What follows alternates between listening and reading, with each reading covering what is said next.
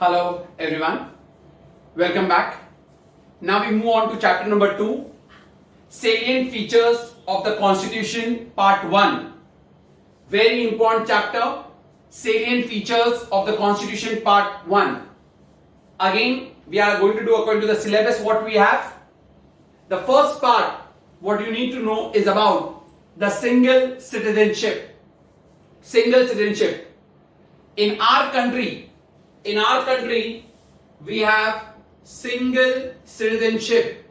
What does that mean? It means that irrespective where you are born in India, whether you are born in the state of Maharashtra, or you are born in state of Kerala, or you are born in the state of Uttar Pradesh, you get only one citizenship, that is Indian citizenship. Unlike what happens in United States of America, there they have dual citizenship. Dual citizenship means where they are staying, uska one citizenship, and the US country ka one citizenship. That means if an individual is staying in New York City, he will get the citizenship of New York also as well as America. So that is dual citizenship. Whereas in India, irrespective wherever you are born or wherever you are staying, you get only one citizenship, that is Indian citizenship. Not like US, which has got double citizenship or dual citizenship. In India, we have single citizenship. Is that clear? Why have we followed single citizenship and not dual citizenship? We have followed single citizenship to ward off separatist tendencies. That means there is no division in our country. So to ward off separatist tendencies and to promote fraternity. Fraternity means brotherhood. So while in India we have followed single citizenship, that is to ward off means let go. To ward off separatist tendencies.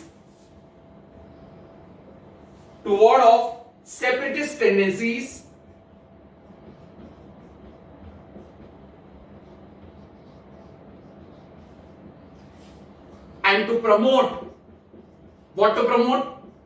Fraternity. Fraternity means brotherhood. Remember this, very, very important. Why have we followed single citizenship? Remember, in India, irrespective of your domicile means irrespective of your birth, wherever you are born in the country, you get only one citizenship, not like US, which has got dual citizenship. Is that clear? Now, why has this been done? To ward off separatist tendencies and to promote fraternity. Fraternity means brotherhood.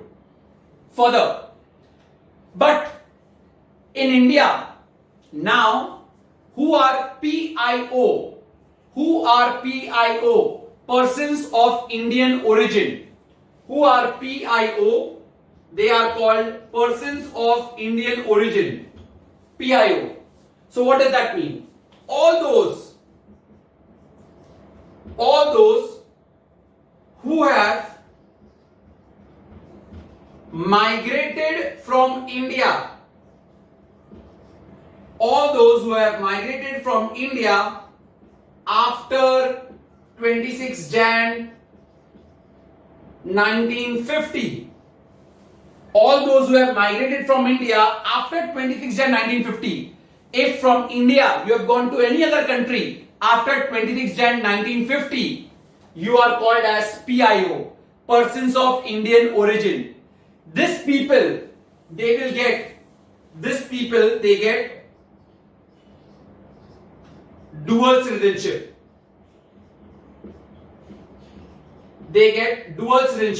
That means wherever they have migrated, udhar ka to unko citizenship mila hi hai. Plus they will be also called Indian citizen. But only thing is, they will not have right to vote in our country. They will get all other rights what an Indian citizen get. Who? The PIO. But they will not get the right to vote. So they get dual citizenship and all rights of Indian citizen except the right to vote. Except the right to vote, these people get everything else.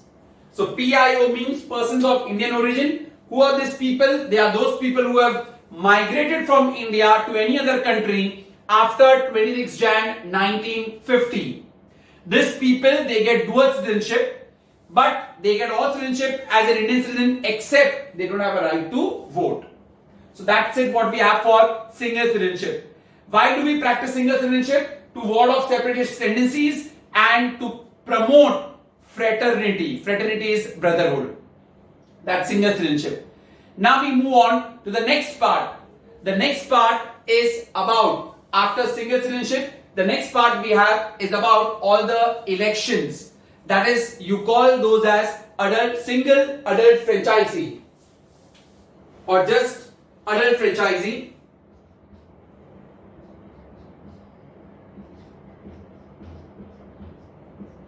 Adult franchisee. What does that mean? Adult franchisee means in India, all those people who are above the age of 18 have a right to vote irrespective of their caste, color, creed, language, etc. All those people who are above the age of 18 have a right to vote. That is called as adult franchisee. Is that very clear? All those people who are above the age of 18 have a right to vote is called as adult franchisee irrespective of their caste, color, creed and language. What had happened was, when the British government were there in India, they had communal electorates.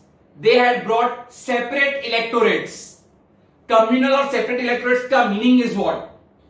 The Britishers purposely wanted to divide India.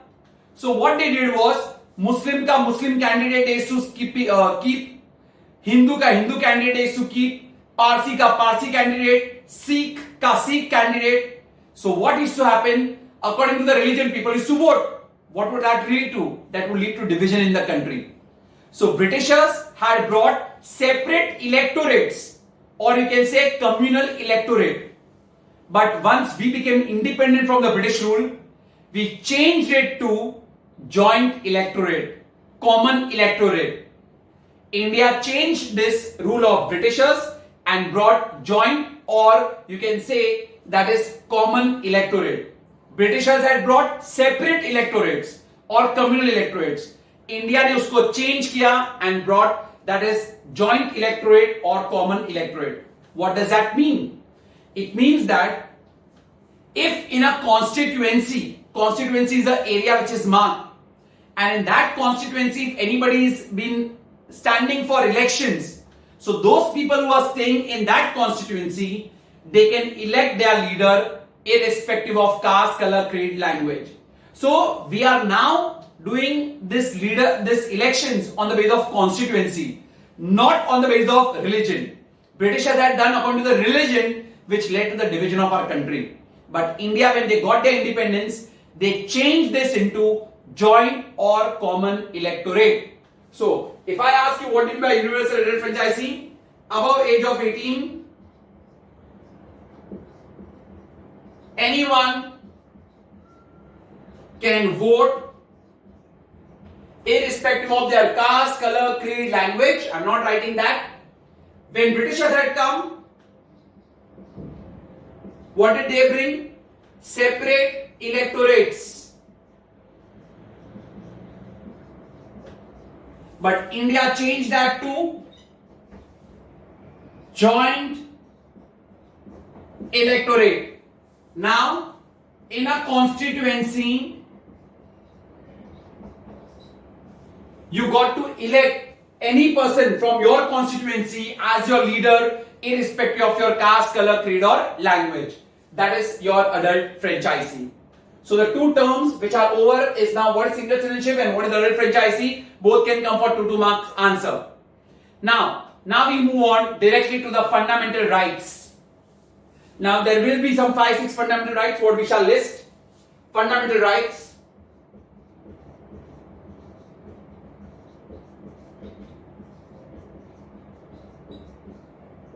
Very important. What do you mean by fundamental rights? fundamental rights are the basic human rights which is given to all the citizens for all-round development. For all-round development, it is given to all the citizens of our country, and they are the basic human rights. Basic human rights, they are your, हम लोग अगर हिंदी में बोले, जन्म सिद्ध अधिकार है. It's everybody's right to get their own fundamental rights. So they are the basic human rights.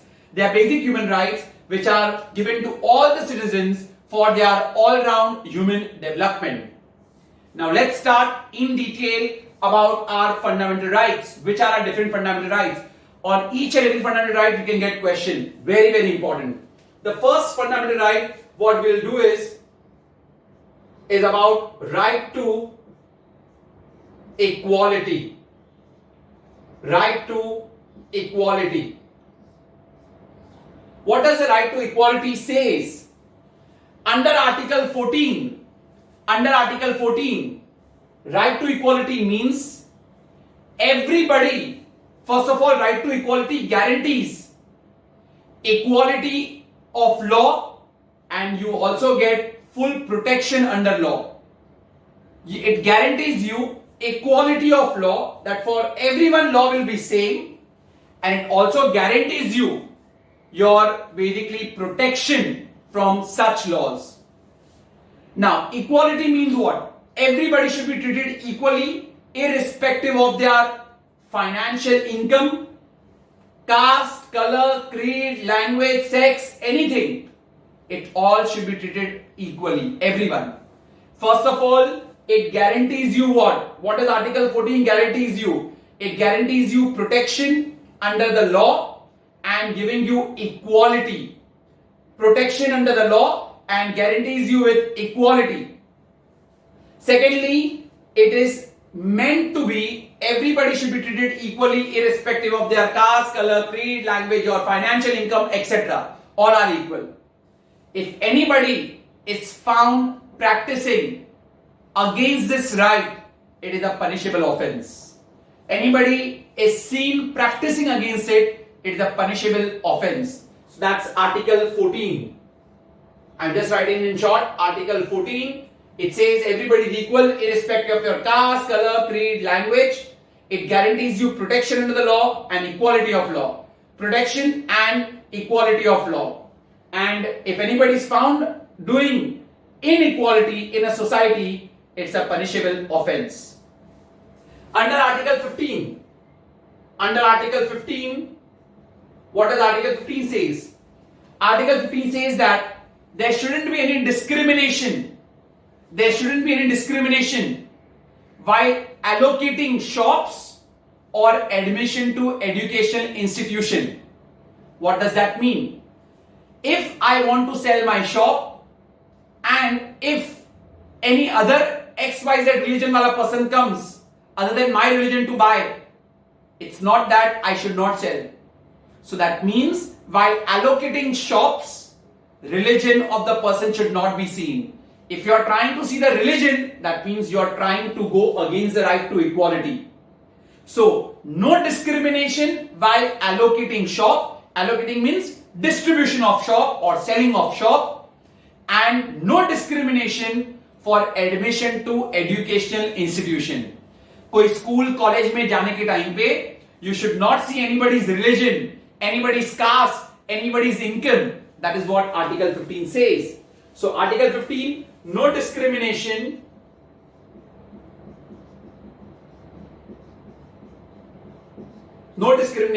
while allocation of shops,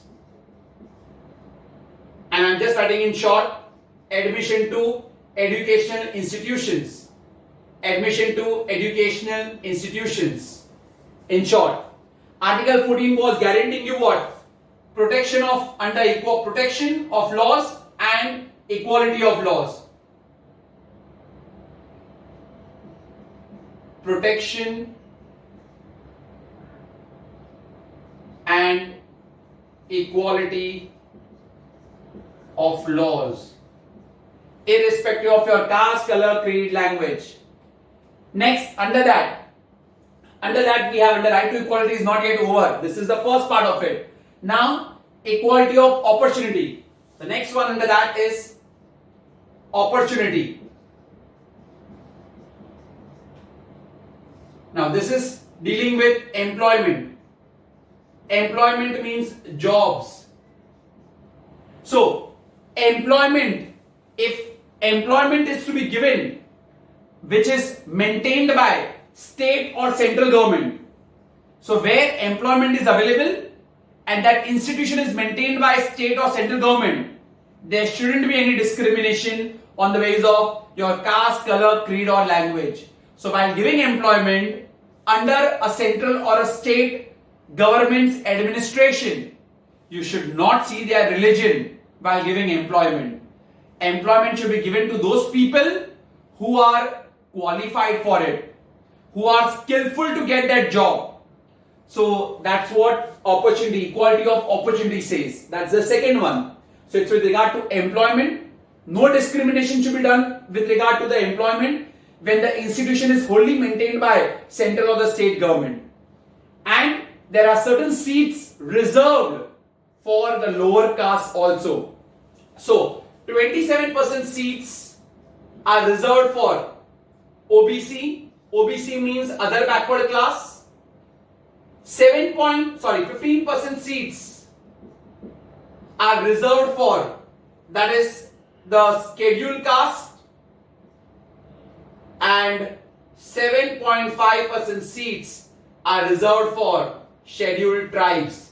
So in the government institutions, there are some seats which are reserved for, 27% seats are reserved for OBC, OBC is other backward class, 15% for SC, SC scheduled caste, and 7.5% is for scheduled tribes.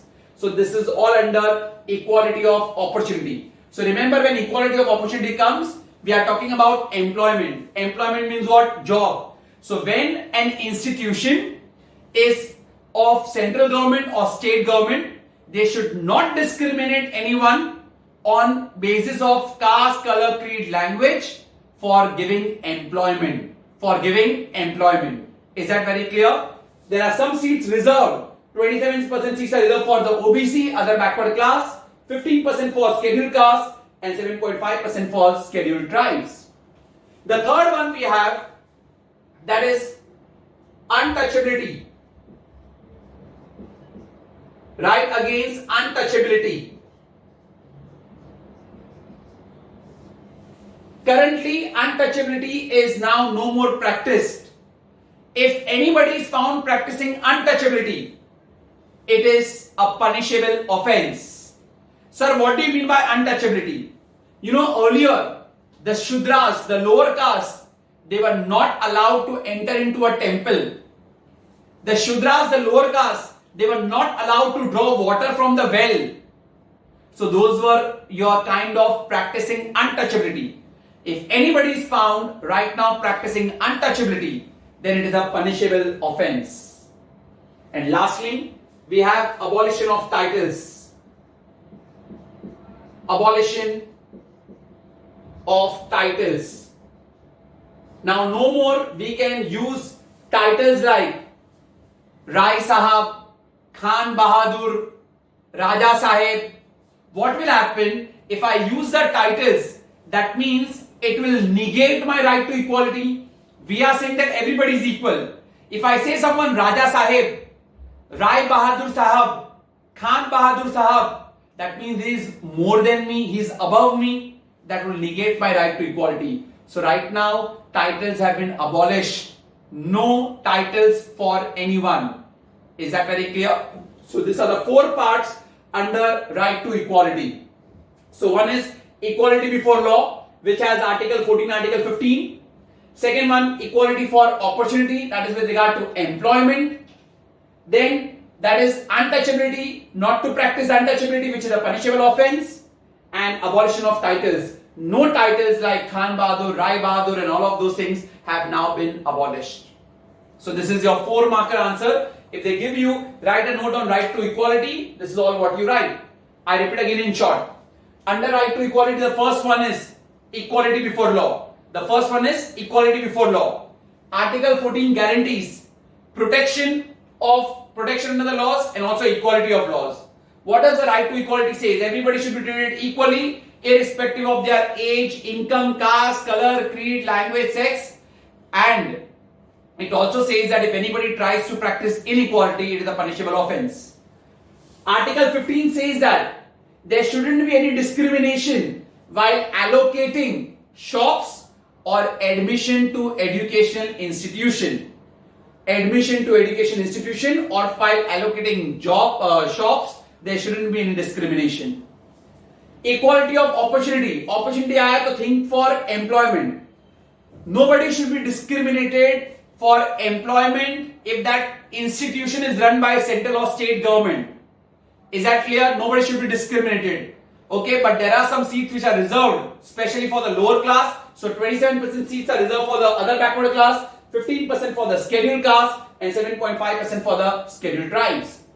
Untouchability is a punishable by law. If anybody found practicing untouchability, I give you an example like earlier, the lower caste were not allowed to enter into temples, they were not allowed to draw water from the wells.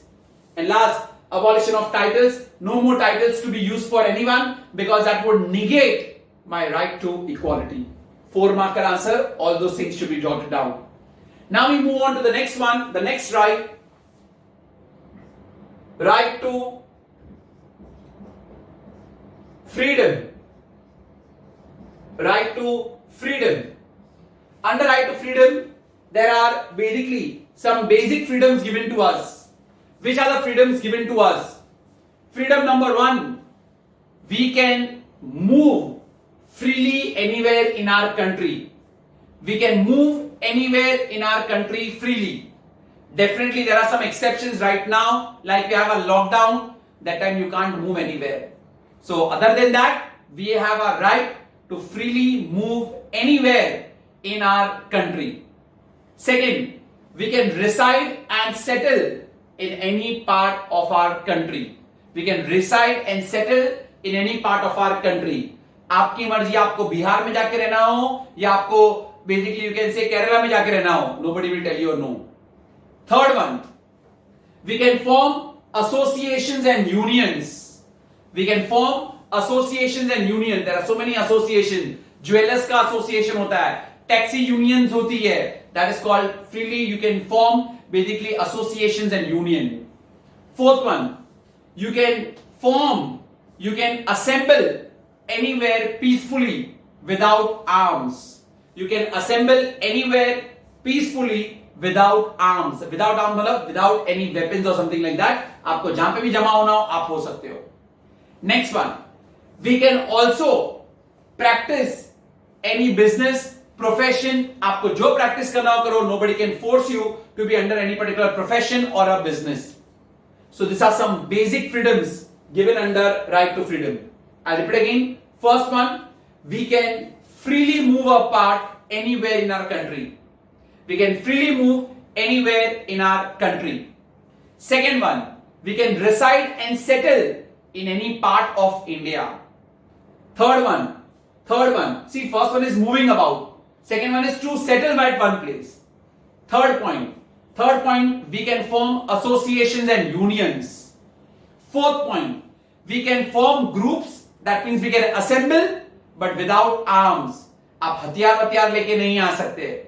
Fifth, we can practice or profess any particular profession or business what you want. And the last one, 6, freedom of speech and expression. You should have your own speech and expression ka freedom. Whatever you want to express, you express. Whatever you want to say, you say. That's your freedom of speech and expression. So those are the 6 basic freedoms over here. What do you need to know? 6 basic freedoms. After that, those exceptions and all are not there in the syllabus. We are not doing them. Then we move on to the next page. If you go to see, in the box you will find RTI. RTI is right to information. Right to information. This is another right which has come up in the year 2005. October 12, 2005. What do you mean by right to information? Under the right to information, a citizen of India has all the right to question the government. If you want any information from the government, you can file an RTI.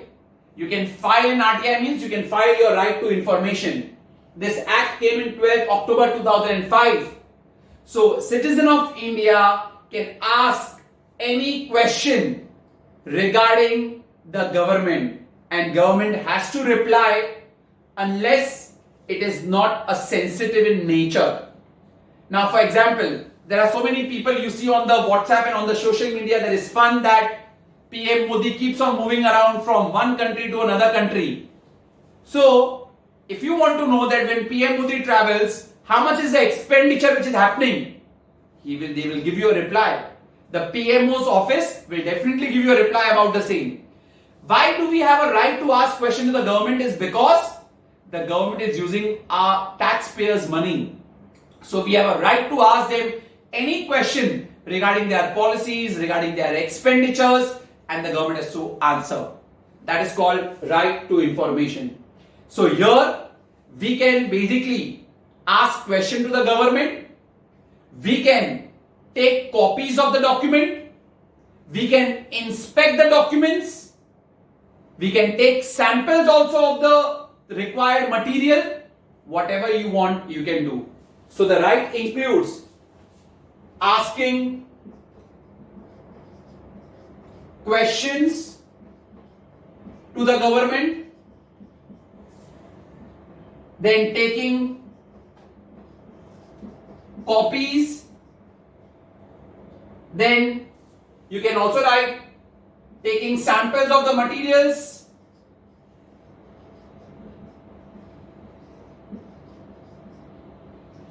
then you can also say that you can take Xerox, taking copies is the Xerox copies only, and all this information you can take, and you can also file this RTI to whom? You file this RTI to PIO or APIO. PIO is Public Information Officer. Here it was persons of Indian origin, both are different.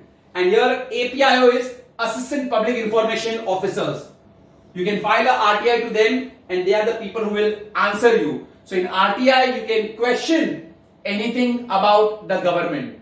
Is that very clear? You can question anything about the government. That is your RTI. So 12th October 2005, the date is very important. You can ask questions to the government, take copies, take samples of the materials. Okay, documents you can ask for documents also.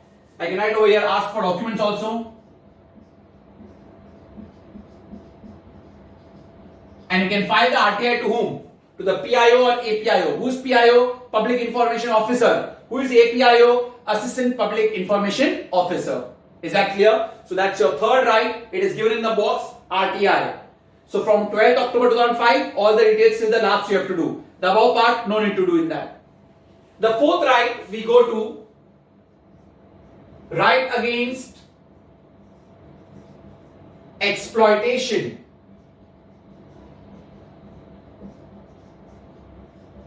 Right against exploitation. Now, what is this right against exploitation? The right against exploitation says that an Indian citizen should not be exploited. So, which are the points? No beggary, no forced labor, no slavery. So, should not be done. So, right against exploitation is exploitation against slavery, beggary, or other forced labor. It is against slavery, beggary, or forced labor. Next one, that is about trafficking of human beings. Trafficking of human beings, that is also not allowed. Sir, what do you mean by trafficking of human beings? Buying and selling of males and females or children's. Buying and selling of males and females or children's, that is called trafficking. Using females for immoral purposes, they are all not allowed. That is called trafficking of human beings. So buying and selling and using of women for immoral purpose, not allowed. This all comes under trafficking of human beings. And the third one we have children's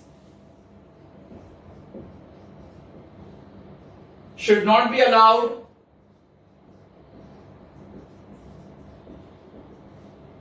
in hazardous factories, mines, etc. And bonded labor is also not allowed. Bonded labor also not allowed.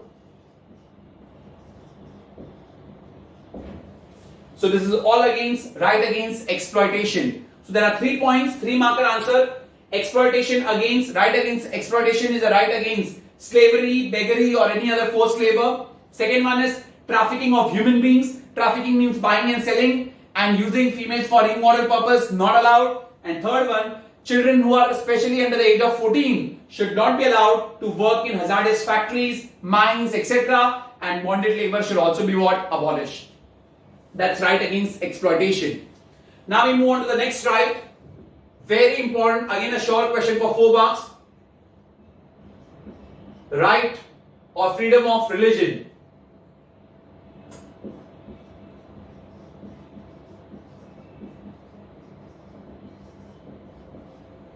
Right or freedom of religion.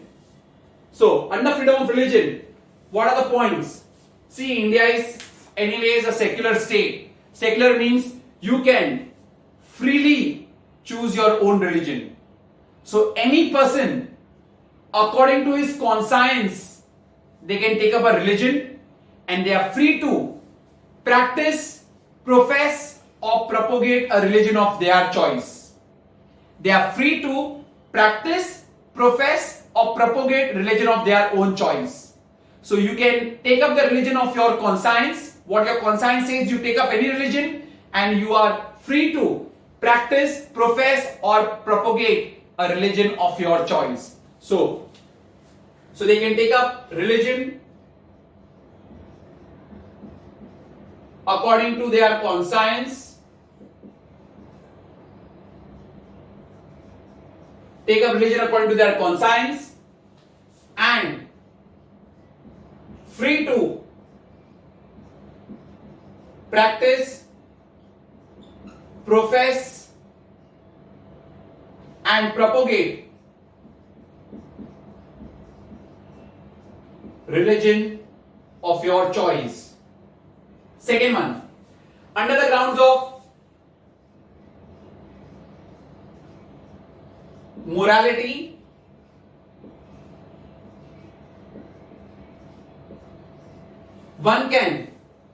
they can have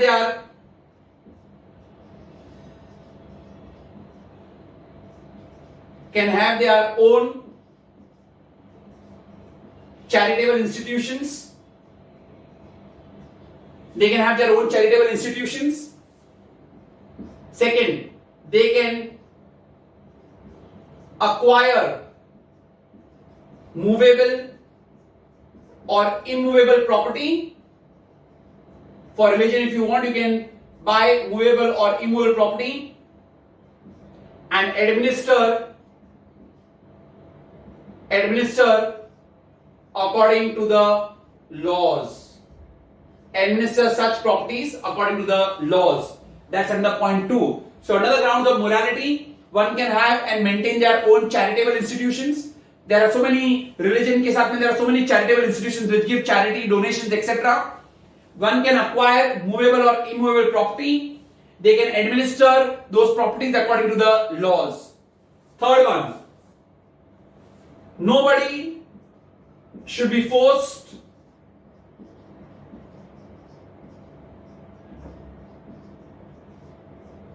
to pay taxes. Nobody should be forced to pay taxes to promote or propagate a religion.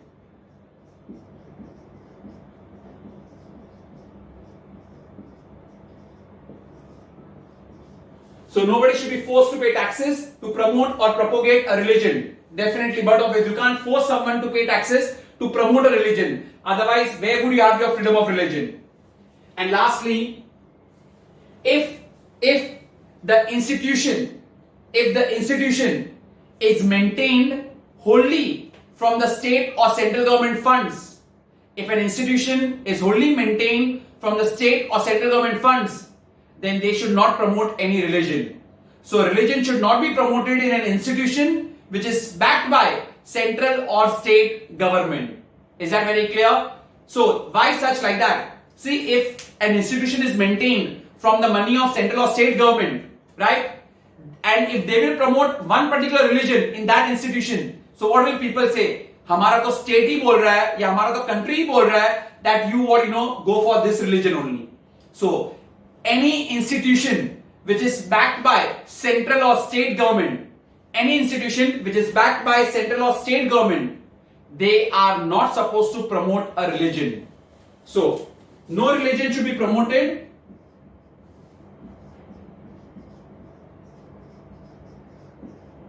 No religion should be promoted in any institution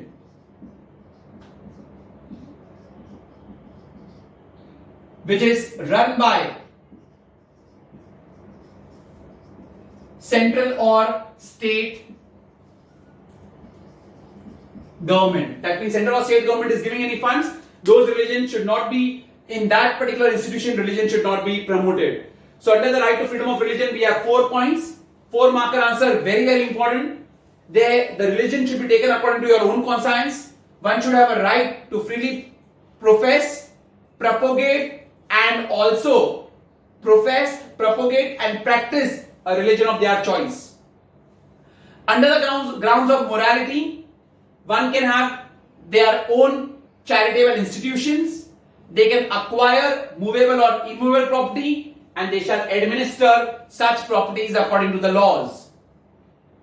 Nobody should be forced to pay taxes to promote a particular religion, and a religion should not be promoted in an institution which is run by central or state government.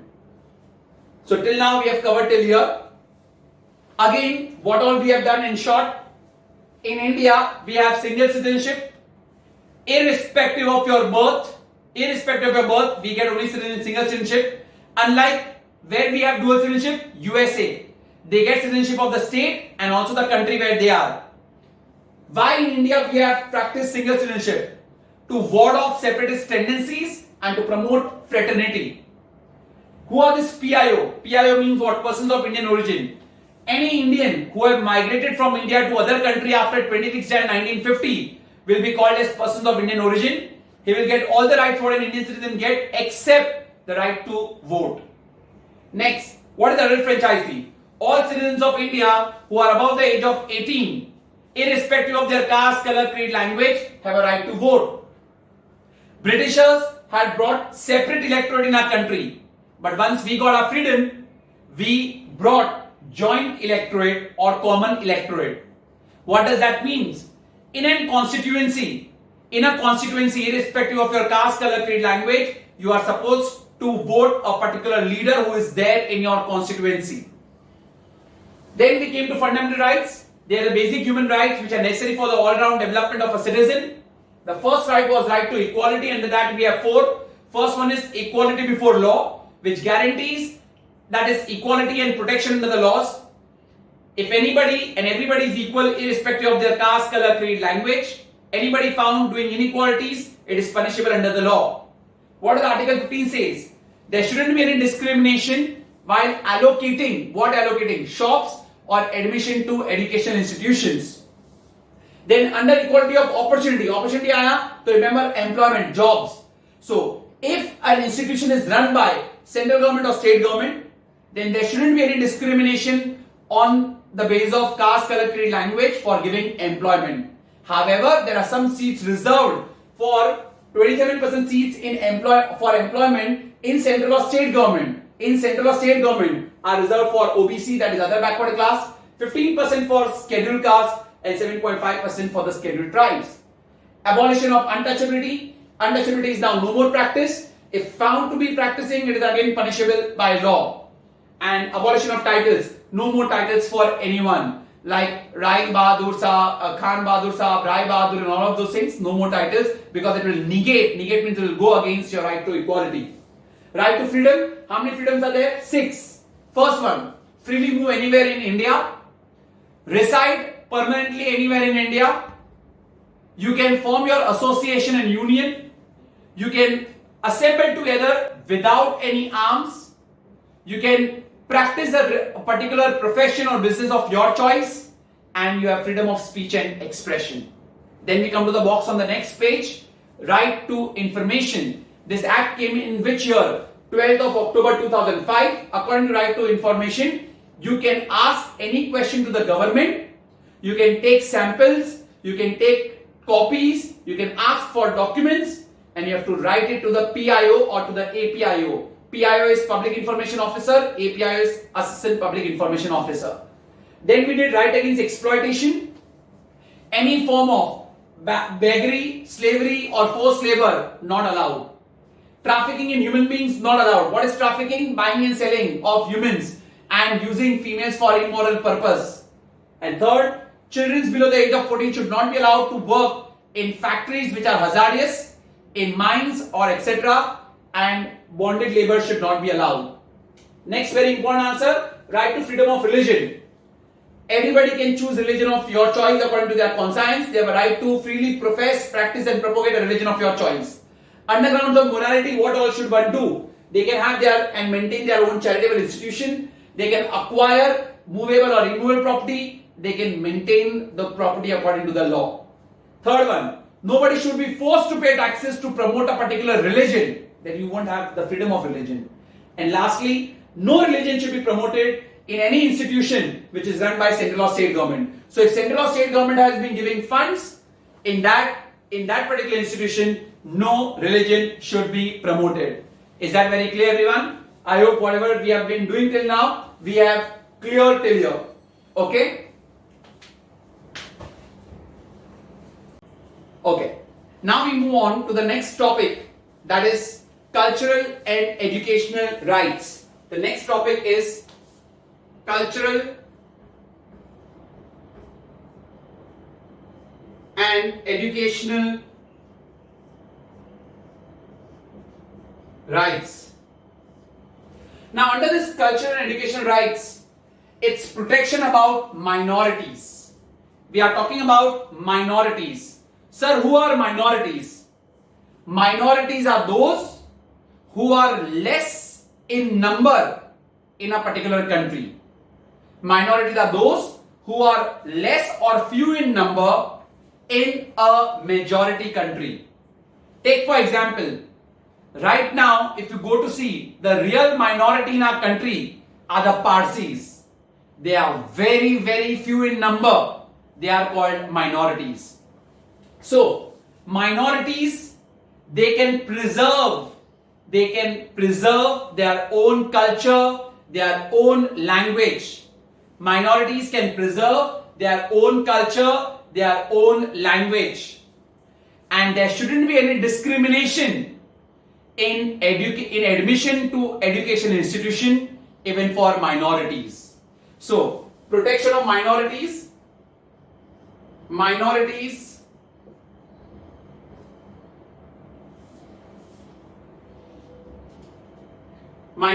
they can preserve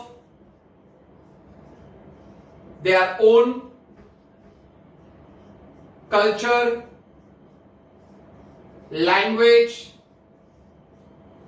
and there shouldn't be any discrimination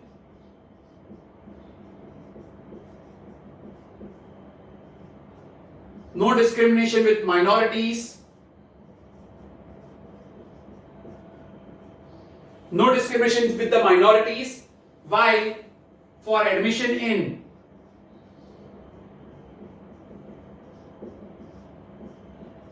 educational institutions. That we had done in the right to equality also. So nobody should be anyways discriminated, but this is specifically with regard to the minorities, that is why. So minorities, they can preserve their own culture and their own language, and no discrimination with minorities for admission in education institution. So while giving admission in education institution, you shouldn't see that he's a minority, so he should not be given admission. It should not be that way. Anybody can get admission. Further, apart from that, minorities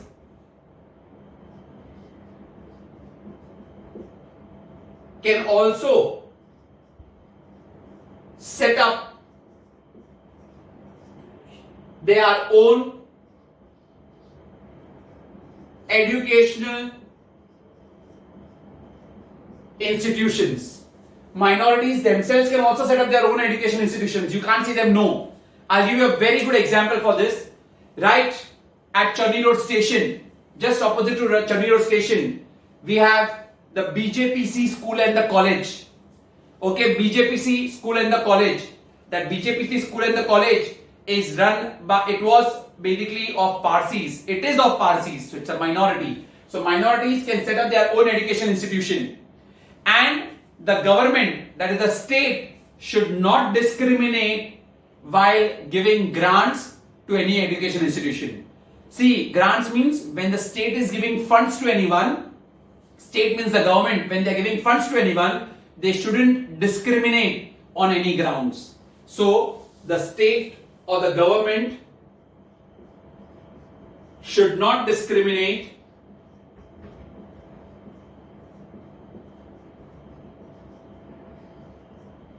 between education institutions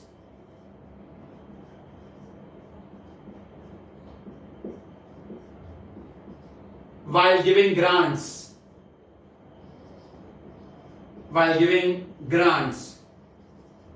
Grants means the money has been provided by the government. It's not a loan. The difference between grant and loan is grants don't have to be repaid back, but loans have to be repaid. That's under cultural and educational rights. All with regard to minorities.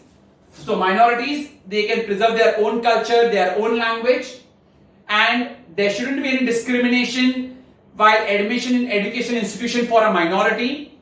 Minorities, they can set up their own education institution also, and the government should not discriminate between education institutions while they are granting.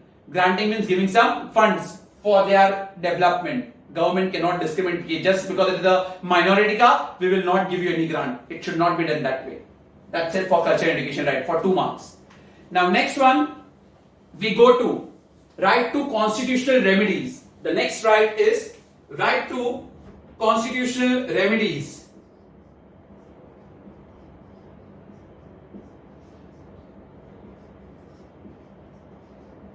Now what does that mean? What is this right to constitutional remedy? If an Indian citizen does not get his above mentioned rights, we have done almost 5-6 rights till now. Right to equality, right to freedom, right to information. Then we have done right against exploitation, right to religion, cultural and educational right. If the Indian citizen does not get the above right, they can file a suit. Suit means file a case. Where? In High Court or Supreme Court. We can file our case in High Court or Supreme Court. That is why fundamental rights are justiciable. That is why fundamental rights are justiciable. Justiciable means if you don't get your rights, one can file a suit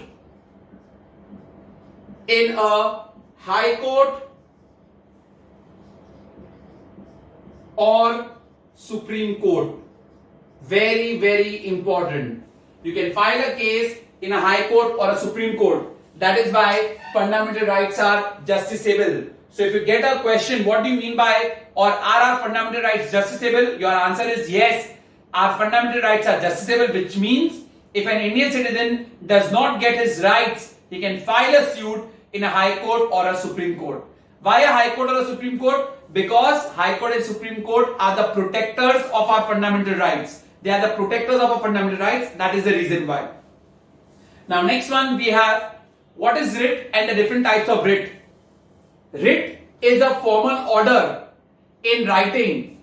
Writ is a formal order in writing issued by Supreme Court or High Court. Issued by Supreme Court or High Court. giving protection to those individuals, giving protection to those individuals who don't get protection under ordinary laws. I repeat again, a writ is a formal order in writing. It's a writ, W-R-I-T. It's a formal order in writing issued by Supreme Court or a High Court. Issued by Supreme Court or a High Court for those people who do not get protection under ordinary laws. Who do not get protection under ordinary laws, that is the definition of writ. Now, which are the different types of writs? Types of writs.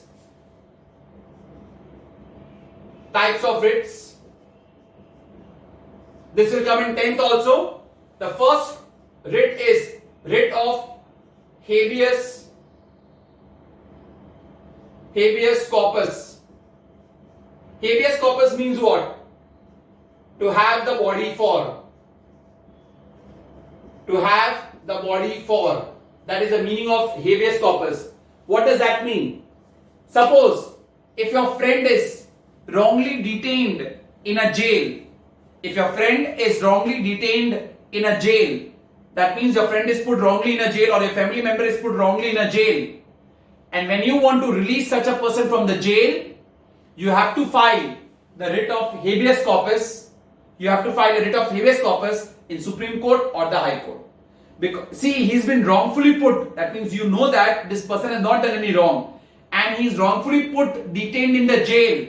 And when you want to release such a person, you have to file the writ of habeas corpus. So habeas corpus means to have the body for. Next one. Second one is writ of mandamus. Writ of mandamus. Mandamus means what? We order. The word mandamus means we order. A superior court will order a lower court to perform a duty. Superior court will order a lower court to perform a duty. One higher court will order a lower court to do some duty. That is called mandamus, writ of mandamus. Third one,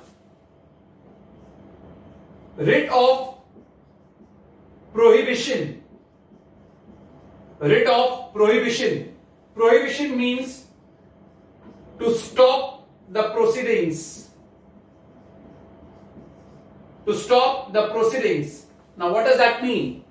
If a lower court or any court has exceeded their jurisdiction means exceeded their powers, then the court can file, you can file in the court the writ of prohibition.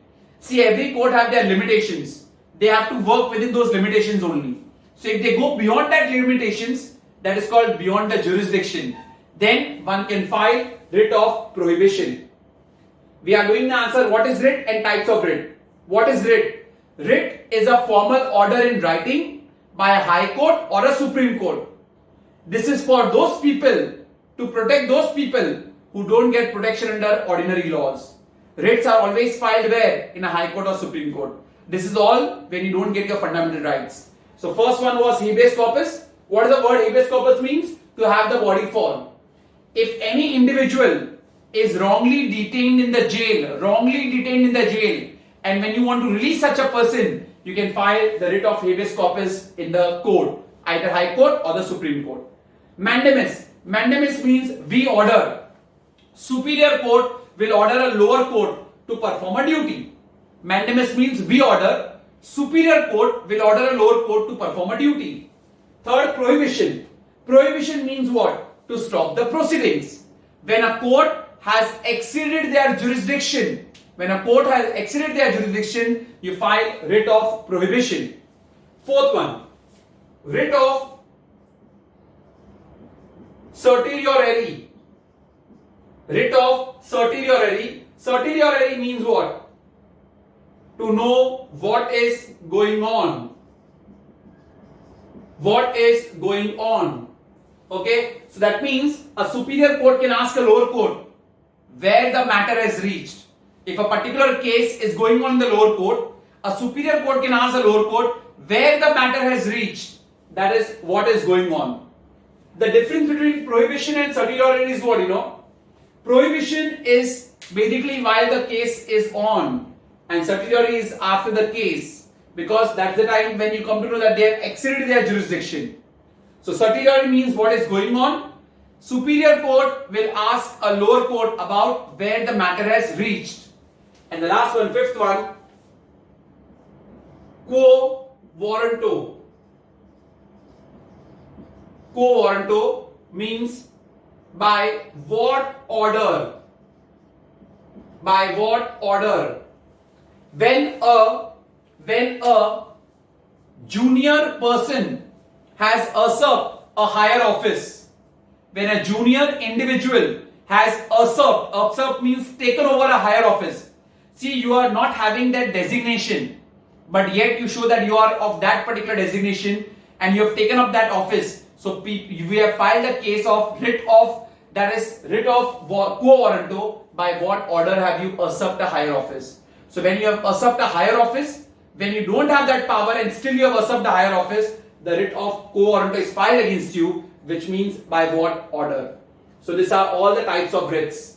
This is how a court can protect your fundamental rights. I repeat again, what is a writ? A writ is a formal order in writing. A formal order in writing by a Supreme Court or a High Court to protect those individuals who don't get protection under ordinary laws. First one is habeas corpus. What does habeas corpus means? To have the body for. If a person is wrongfully detained in a jail and you want to release such a body, you file writ of habeas corpus. Mandamus means we order. A superior court will order a lower court to perform a duty. Prohibition. Prohibit means stop, to stop the proceeding. Why to stop the proceeding? Because the court has exceeded their jurisdiction. They have gone beyond their powers. Fourth, certiorari. Certiorari means what is going on. Superior court will ask the lower court where the matter has reached. And last, quo warranto means by what order. When a person has usurped a higher office, taken over a higher office, when he has no right to do that, that's when you file the writ of quo warranto. So these are the writs. Now the last part. What are the duties of an Indian citizen? Rights are over. Now duties. What are the duties of an Indian citizen? Duties. Duties in the first one. It's the duty of every citizen to abide by institutions, ideals, national flag and national anthem. To respect all our ideals, all our institutions, national flag and national anthem. So to respect institutions, ideals, our national flag and the national anthem.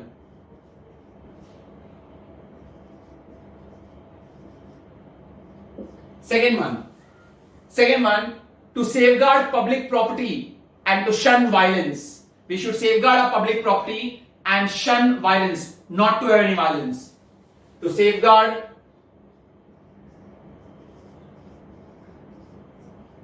public property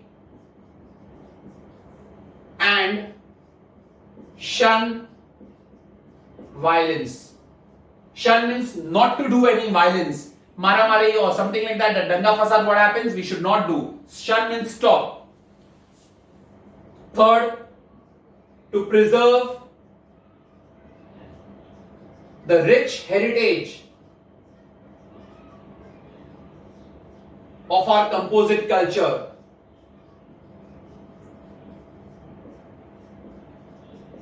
To preserve the rich heritage of our composite culture. See, in India we have a composite culture. All different race, religion people are there. So we should preserve this heritage. This is a rich heritage of our composite culture going on since so many years. So we shall preserve that. Fourth one, to protect our country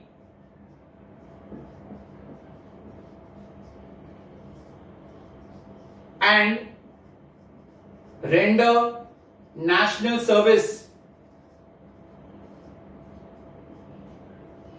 when called upon to do so.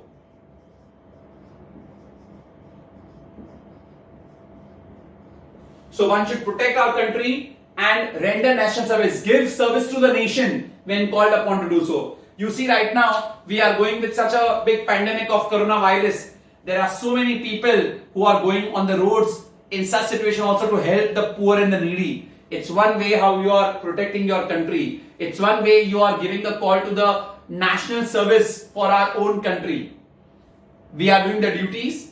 First one, to respect your ideals, institution, national flag and the national anthem. Second, safeguard public property and shun violence, not to do any violence. Third, preserve the rich heritage of our composite culture. We have a composite culture, we should preserve its rich heritage. Fourth, we shall protect our country and render national service when called upon to do so. And the fifth one, the last one, fifth one to be done compulsory. Why? Because it is the newly added one. This duty is the newly added one. They can ask you, name the newly added duty. So, any children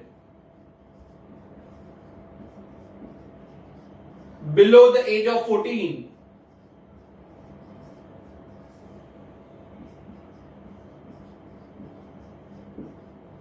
should be given compulsory education by their parent or guardian. See students, you can do any 4 points, but the last point has to be done compulsory. All children who are below the age of 14, they should be given compulsorily primary education by the parent or their guardian. This is a newly added duty, so you need to do this compulsory. So these are the following duties. Respect the institutions, ideals, national flag and national anthem. Second, safeguard public property and shun violence. Third, preserve the rich heritage of our composite culture. And lastly, protect our country and render national service when called upon to do so. And lastly, any children below the age of 14 should be given compulsory education by their parent or the guardian. I repeat again, chapter is actually over. One more time, what all we have done. Under cultural and educational rights, it's all about the minorities. Minorities can preserve their own culture, their own language. There shouldn't be any discrimination with minorities while admission to educational institution. Minorities, they can set up their own educational institution also. I gave an example about BJP school and college for Parsis only, but anybody else can also enter. And the government should never discriminate while allocating grants to a state, to a educational institution run by a minority. Grant and loan has a difference. Loans have to be repaid back, grants don't have to be repaid back. What do you mean by right to constitutional remedies? Our fundamental rights are justiciable. What do you mean by justiciable? If you don't get your fundamental rights, you can file a case in a high court or a supreme court. You can file a case in a high court or a supreme court. That is why fundamental rights are justiciable. Then we have done the definition of writ. A writ is a formal order issued by the High Court or the Supreme Court to protect those individuals who do not get protection under ordinary laws. Then we have done the writs. Habeas corpus means to have the body for. If anybody is wrongfully detained and you want to release such a person, you file writ of habeas corpus.